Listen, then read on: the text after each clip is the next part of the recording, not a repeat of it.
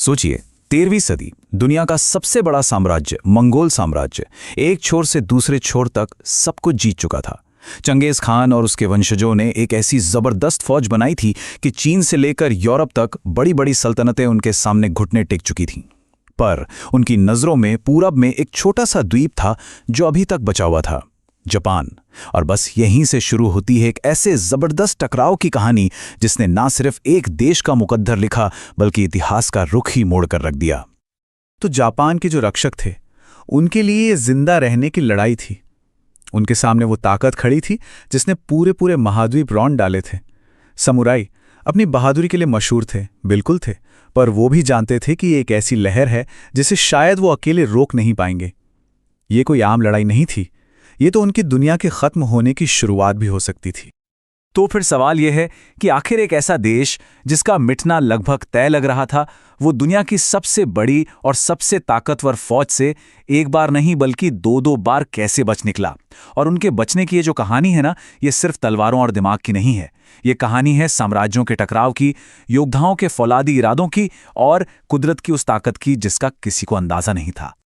अच्छा, जापान पर जो खतरा मंडरा रहा था उसे ठीक से समझने के लिए हमें पहले ये देखना होगा कि आखिर उनके दरवाजे पर दस्तक कौन दे रहा था। ये थी मंगोल साम्राज्य की वो खौफनाक और बेमिसाल जंग की मशीन।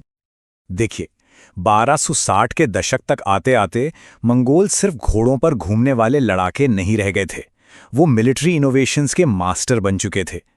मतलब उन्होंने जिस भी सभ्यता को हराया, वहां की सबसे अच्छी युद्ध की तरकीबें सीख लीं। चीनियों से उन्होंने किले तोड़ने के जबरदस्त तरीके सीखे, फारसी सेनाओं से अपनी घुड़सवार फौज को और भी खतरनाक बनाना सीखा। और उनकी वो जो चाल थी ना, धोखे से पीछे हटना और फिर अचानक पलटकर हमला करना, वो तो मशहूर हो चुकी थी। उनकी रफ्तार, उनका अनुशासन और उनका साइकोलॉजिकल वॉरफेयर, इसी सब ने उन्हें इतिहास में लगभग अनस्टॉपेबल बना दिया था। और इस जबरदस्त साम्राज्य की कमान किसके हाथ में थी? कुबलई खान के, महान चंगेज खान का पोता।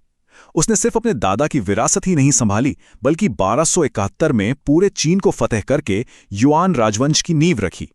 अब वो सिर्फ एक मंगोल खान नहीं था, वो चीन का शहंशाह भी था। जमीन पर तो समझिए वो सब कुछ जीत चुका था और अब उसकी नजरें समंदर के पार थीं। लेकिन सवाल यह है कि भाई, दुनिया में इतनी जगहें थीं तो कुबलई खान की नज़र जापान पर ही क्यों टिकी? एक छोटा सा दुनिया से कटा हुआ द्वीप जो अपनी ही धुन में जी रहा था, वो अचानक दुनिया के सबसे बड़े बादशाह के लिए इतना जरूरी क्यों हो गया?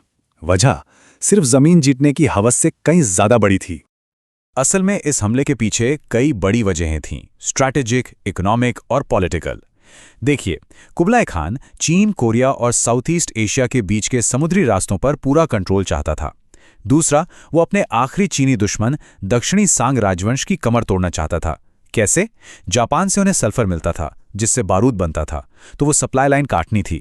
फिर सोने का लालच भी था।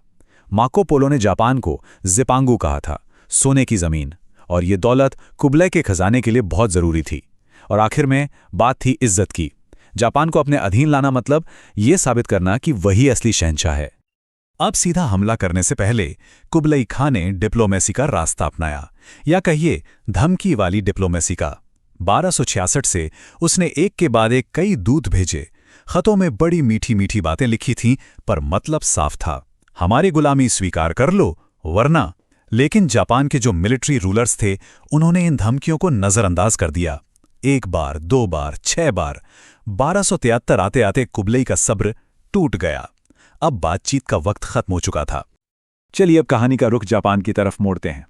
यहां का मामला मंगोलों की दुनिया से एकदम अलग था। पावर का सेंटर अलग, लड़ने का तरीका अलग। मंगोल जिस देश से टकराने वाले थे, उस पर राज करते थे वहां के बेमिसाल योद्धा और उनके अटूट सिद्धांत। उस जमाने में जापान में एम्परर यानी सम्राट तो बस नाम का राजा था। असली पावर थी शोगुनेट के पास, मतलब मिलिट्री सरकार के पास, जो कामाकुरा शहर से चलती थी। और उस वक्त इस सरकार को चला रहा था एक नौजवान और बहुत ही दिलेर लीडर, होजो तोकीमुने। सारी ताकत समुराय यानी वॉरियर क्लास के हाथ में थी और तोकीमुने ही उनका सबसे बड़ा नेता था। ये जो समुराय थे, ये एक बहुत ही सख्त कोड को फॉलो करते थे जिसे कहते थे बुशिदो, यानी योद्धा का रास्ता। और ये सिर्फ कुछ नियम नहीं थे, ये जीने का तरीका था। इसमें अपने मालिक के लिए पूरी वफादारी, मौत के सामने भी ना झुकने वाला हौसला और सबसे ऊपर ऑनर यानी इज्जत। एक समुराई के लिए जंग में मर जाना गर्व की बात थी, लेकिन सरेंडर करना सबसे बड़ी बेइज्जती, एक ऐसा दाग जो उसके और उसके परिवार के नाम से कभी नहीं मिटता। और यही बुशिदो जंग के मैदान में दो अलग अलग दुनियाओं के टकराव की वजह बना। सोचिए, मंगोलों के लिए जंग एक हिसाब किताब थी। एक साथ हमला करती फौजें, ढोल और झंडों से दिए जाते ऑर्डर और दुश्मन को कुचलने के लिए बस ताकत का इस्तेमाल। दूसरी तरफ समुराई के लिए जंग एक रस्म जैसी थी। लड़ाई शुरू होती थी एक सीटी वाले तीर से, जिसके बाद योद्धा अपने खानदान का नाम लेकर, अपनी बहादुरी के किस्से सुनाकर एक दूसरे को वन ऑन वन लड़ाई के लिए ललकारते थे। ये पर्सनल ग्लोरी और ऑनर की जंग थी, मंगोलों के ग्रुप में और बेरहमी से लड़ने के तरीके से एकदम उल्टी। जैसे जैसे मंगोलों का सब्र का बांध टूटता गया, उनके खतों की भाषा भी बदतमीजी पर उतर आई। लेकिन रीजेंट होजो तोकीमुने के लिए सरेंडर करने का मतलब था गुलामी, और ये बुशिदों के हर उसूल के खिलाफ था। मंगोलों की धमकियों का, उनकी बड़ी बड़ी फौजों की कहानियों का उस पर कोई असर नहीं हुआ। उसने झुकने से साफ मना कर दिया, जापान लड़ेगा। और फिर 1274 की पतझड़ में वो दिन आ ही गया। मंगोलों की वो, जिसे कोई हरा नहीं सकता था, वो फौज जापान के तट पर आ पहुंची। जापान अब एक ऐसी जंग देखने वाला था जिसकी उसने कभी कल्पना भी नहीं की थी। एक ऐसी जंग जो उसके योद्धाओं के हर यकीन को हिलाकर रख देने वाली थी। जरा इस ताकत का अंदाजा लगाइए। करीब 40,000 सैनिक, मंगोल, चीनी, कोरियाई सब मिलाकर, और ये सब 900 जहाज़ों पर सवार होकर जापान की तरफ बढ़ रहे थे। जापान के इतिहास में इतना बड़ा हमला समंदर के रास्ते से कभी नहीं हुआ था। ये तो जैसे एक तैरता हुआ शहर था, जिसका सिर्फ एक ही मकसद था, जापान को नेस्तानाबूद करना। हमले की शुरुआत हुई जापान के गेटवे पर बसे दो छोटे द्वीपों तुशिमा और इकी से। 5 नवंबर को तुशिमा के गवर्नर ने अपने सिर्फ 80 समुराय के साथ हजारों मंगोलों का सामना किया। वो लड़े, बहुत बहादुरी से लड़े, पर इतनी बड़ी फौज के सामने टिकना नामुमकिन था। कुछ ही दिनों में दोनों द्वीप मंगोलों के कब्जे में थे, और अब वो बढ़ रहे थे जापान की मुख्य जमीन क्यूशू की हाकाता घाड़ी की तरफ। इन द्वीपों पर जो हुआ, उसने समुराई को अंदर तक हिला दिया। ये उनके लिए एक कल्चरल शॉक था। मंगोलों ने उनकी वन ऑन वन लड़ाई की पुकारों को सुना ही नहीं। उन्होंने तेत्सुबो नाम के विस्फोटक बम फेंके, जिनके शोर और धुएं से समुराई के घोड़े बिदक जाते थे। जहरीले तीर चलाए, और जो पकड़े गए उनके साथ जो क्रूरता की, उसकी तो कल्पना भी नहीं की जा सकती। ये इज्जत की लड़ाई नहीं थी, ये तो सब कुछ तबाह कर देने का मिशन था। जब मंगोल फौज आखिरकार मुख्य जमीन पर हकाता खाड़ी में उतरी, तो उनका सामना तैयार बैठे समुराई से हुआ। हाँ, वो तादाद में बहुत कम थे, पर उन्होंने एक पुरानी पत्थर की दीवार के पीछे से ऐसी जबरदस्त लड़ाई लड़ी कि मंगोलों को बीच पर ही रोक दिया। इसका नतीजा ये हुआ कि मंगोल अपनी सबसे बड़ी ताकत, अपनी घुड़सवार फौज का इस्तेमाल ही नहीं कर पाए। दिन भर की भयानक लड़ाई चली, और जापानी रात होने तक हमलावरों को रोके रखने में कामयाब रहे। और फिर उस रात जब मंगोल कमांडर अपने जहाज़ों पर वापस लौटे अगली सुबह के हमले की प्लानिंग करने, तब कुदरत ने अपना खेल दिखाया। मंगोलों के अपने रिकॉर्ड्स में ये लिखा है कि मौसम अचानक बदल गया। पहले तेज हवाएं चलीं, और देखते ही देखते वो एक भयानक तूफान में बदल गईं। इस अचानक आए तूफान का नतीजा मंगोलों के लिए तबाही लेकर आया। उनके बेड़े के सैकड़ों जहाज या तो चट्टानों से टकराकर टूट गए, या फिर समंदर की लहरों में समा गए। करीब 200 जहाज और 13,000 से ज्यादा सैनिक, मतलब उनकी पूरी फौज का लगभग 1/3 हिस्सा समंदर निगल गया। जो बचे, उनके पास पीछे हटने के सिवा कोई चारा नहीं था। पहला हमला यहीं खत्म हो गया। जापान के लोगों के लिए ये कोई इत्तेफाक नहीं था, ये एक चमत्कार था।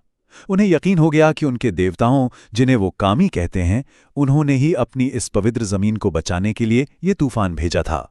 और उन्होंने इस हवा को नाम दिया कामिकाज़े, यानी दैवीय हवा। और ये नाम, ये यकीन जापान की पहचान में हमेशा के लिए बसने वाला था। तो जापान बच तो गया था, लेकिन वो जानते थे कि ये कहानी यहीं खत्म नहीं हुई है। मंगोल वापस आएंगे। इसलिए उन्होंने जीत का जश्न नहीं मनाया, बल्कि अगले 7 साल उन्होंने आने वाले एक और भी बड़े तूफान की तैयारी में लगा दिए। ये चैन की सांस लेने का नहीं, बल्कि कमर कसने का वक्त था। 1275 में अपनी हार से बौखलाए कुबलई खान ने फिर से अपने दूत भेजे, पर इस बार होजो तोकीमुने ने उन्हें इग्नोर नहीं किया। उसने उन दूतों को कामाकुरा बुलवाया और सबके सामने उनका सर कलम करवा दिया। ये डिप्लोमेसी का अंत था, ये जंग का खुला ऐलान था। जापान ने दुनिया के सबसे ताकतवर साम्राज्य को सीधी चुनौती दे डाली थी। इस खुले चैलेंज के बाद जापान की सरकार ने एक जबरदस्त डिफेंस की तैयारी शुरू कर दी। सबसे बड़ा काम था हकाता खाड़ी के किनारे 20 किलोमीटर लंबी पत्थर की दीवार बनाना, जिसका नाम था गेंको बुरुई। मकसद साफ था, मंगोलों को बीच पर ही रोक देना है। पूरे जापान से समुराई को क्यूशू भेजा गया, यहां तक कि किसानों और आम लोगों को भी हुक्म दिया गया कि हथियार उठाओ और तीर चलाना सीखो। पूरा का पूरा देश जंग के लिए एक हो रहा था। उधर कुबलई खां भी चुप नहीं बैठा था। उसने चीन के बाकी बचे हिस्सों को भी जीत लिया था और अब उसने चीन और कोरिया के सारे रिसोर्स लगाकर एक और भी बहुत बड़ी फौज तैयार की। इस बार करीब 1,40,000 सैनिक और 4,400 जहाज जापान की तरफ बढ़ रहे थे। 20वीं सदी से पहले इतिहास में इतना बड़ा समुद्री हमला शायद ही कभी हुआ हो। 1281 की गर्मियों में इतिहास का वो सबसे बड़ा समुद्री बेड़ा जापान के तटों पर आ पहुंचा। ये आखिरी लड़ाई थी। जापान की किस्मत का फैसला अब इसी महायुद्ध में होना था, जिसे हम कुआन की लड़ाई के नाम से जानते हैं। मंगोलों का प्लान था दो तरफ से हमला करने का। 40,000 सैनिकों वाली पहली फौज पहले पहुंची, लेकिन इस बार उनका सामना उस पत्थर की दीवार से हुआ। जापान का डिफेंस इतना मजबूत था कि मंगोल 1 इंच जमीन भी नहीं ले पाए। और फिर शुरू हुआ 50 दिनों से ज्यादा लंबा एक खूनी इंतजार। मंगोल अपने जहाजों पे फंसे थे और जापानी अपनी दीवार के पीछे तैयार थे। लेकिन इस लंबे इंतजार में जापानी चुपचाप नहीं बैठे थे। हर रात समुराई छोटी छोटी नावों में निकलते और अंधेरे का फायदा उठाकर मंगोल जहाजों पर धावा बोल देते। वो जहाजों पर चढ़ते, संतरियों को मार गिराते, आग लगा देते और तबाही मचाकर वापस आ जाते। इन छोटे छोटे हमलों ने मंगोलों की नाक में दम कर दिया था और उन्हें बीच पर पैर जमाने का मौका ही नहीं दिया। फिर अगस्त की शुरुआत में 1 लाख सैनिकों वाली दूसरी और भी बड़ी फौज भी आ पहुंची। अब पूरी मंगोल आर्मी एक साथ थी, एक आखिरी जबरदस्त हमले के लिए तैयार। जापानियों के लिए यह शायद सबसे मायूसी का पल था। लेकिन ठीक उसी वक्त जब लगा कि अब सारी उम्मीदें खत्म हो गईं, आसमान एक बार फिर से काला पड़ गया। दूसरी और इस बार कई ज्यादा ताकतवर दैवीय हवा आ रही थी। 15 अगस्त को जो तूफान आया वो कहर था। उसने मंगोलों के पूरे बेड़े को खिलौनों की तरह तोड़कर रख दिया। हजारों जहाज आपस में या चट्टानों से टकराकर चकनाचूर हो गए। अंदाजा है कि 50 से 60% जहाज तबाह हो गए। लाखों सैनिक समंदर में डूब गए। मंगोलों का हमला पूरी तरह से और हमेशा के लिए खत्म हो चुका था। इसके बाद कुबलई खान ने फिर कभी जापान की तरफ देखने की हिम्मत नहीं की। तो जापान बच गया। दैवी हवा ने उन्हें एक बार फिर महफूज रखा, लेकिन इस चमत्कारी जीत की एक बहुत बड़ी और अजीब कीमत चुकानी पड़ी। एक ऐसी कीमत जिसने जापान का भविष्य ही बदल दिया और जो सरकार जीती थी उसी के पतन की वजह बन गई। हाँ, तूफान ने आखिरी चोट की, लेकिन ये पूरी कहानी नहीं है। आज के हिस्टोरियंस कहते हैं कि जापान की जीत के पीछे कई वजह थीं। वो पत्थर की दीवार, समुराई के वो रात के हमले, इन सब ने मंगोलों को हफ्तों तक उलझाए रखा और उन्हें तूफान के मौसम में धकेल दिया। ऊपर से मंगोलों की अपनी गलतियां भी थीं। उनके बहुत से जहाज जल्दबाजी में बनाए गए नदी वाले जहाज थे, जो खुले समंदर के थपेड़े झेल ही नहीं सकते थे। तो इन सारी चीजों ने मिलकर जापान की जीत को मुमकिन बनाया। और इन्हीं जीतों से जन्म हुआ कामिकाज़े की कहानी का। ये यकीन कि जापान एक दैवीय जमीन है और उसके देवता हमेशा उसकी रक्षा करते हैं। ये सोच सदियों तक जापान की नेशनल आइडेंटिटी का हिस्सा बनी रही, जिसने उन्हें खास कौम होने का एहसास दिलाया। और अफसोस की बात यह है कि इसी कहानी का इस्तेमाल वर्ल्ड वॉर II के दौरान एक बहुत ही भयानक मकसद के लिए भी किया गया। और अब बात उस अजीब विडंबना की, जिस जीत ने जापान को बचाया, वही जीत उस सरकार के पतन की वजह बन गई जिसने ये जीत दिलाई थी। हुआ ये कि इन 2 जंगों की तैयारी में इतना पैसा खर्च हो गया कि कामाकुरा शोगुनेट का खजाना खाली हो गया। और क्योंकि ये एक डिफेंसिव लड़ाई थी, तो कोई नई जमीन तो जीती नहीं गई। मतलब उन हजारों समुराई को इनाम में देने के लिए कुछ था ही नहीं, जिन्होंने अपना सब कुछ दांव पर लगा दिया था। बस इसी नाराजगी ने सरकार को अंदर से खोखला कर दिया और 1333 में एक बगावत ने होजो सरकार को उखाड़ फेंका। तो आखिर में सवाल वही है, जापान को बचाया किसने? क्या ये सच में देवताओं का करिश्मा था, या समुराई का फौलादी इरादा, या फिर सिर्फ किस्मत का खेल? शायद सच ये है कि इतिहास कभी किसी एक चीज से नहीं बनता। जापान का बचना इन सब चीजों का एक मिला-जुला नतीजा था। रणनीति, बहादुरी, भूगोल और किस्मत, इन सब ने मिलकर दुनिया के सबसे बड़े साम्राज्य को रोक दिया और एक देश की ऐसी कहानी लिख दी जो आज भी सुनाई जाती है।